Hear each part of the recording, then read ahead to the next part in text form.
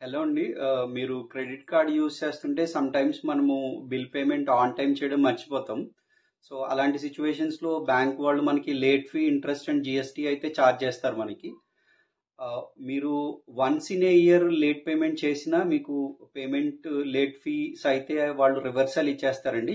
Except GST. GST అనేది చాలా చిన్న అమౌంటే ఉంటుంది. మోస్ట్‌లీ 100, 200 రూపీసే.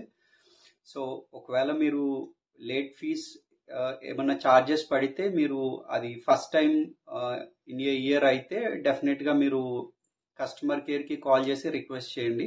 సో మీకు except GST remaining late fee and interest అయితే మీకు రివర్స్ వచ్చేస్తుంది. కొన్ని కొన్ని బ్యాంక్స్ అయితే ఇయర్లీ ట్వైస్ కూడా చేస్తున్నారు. బట్ మీరు సెకండ్ టైం అయినా కూడా ఏం ప్రాబ్లం లేదు. మీరు మీ బ్యాంక్ కస్టమర్ సపోర్ట్కి ఒకసారి కాల్ చేసి రివర్సల్ రిక్వెస్ట్ రైజ్ చేయండి. సో దట్ మీరు సెకండ్ టైం అయినా కూడా మీకు ఆ చార్జెస్ అనేవి రివర్స్ వచ్చే ఛాన్సెస్ అయితే ఉన్నాయి.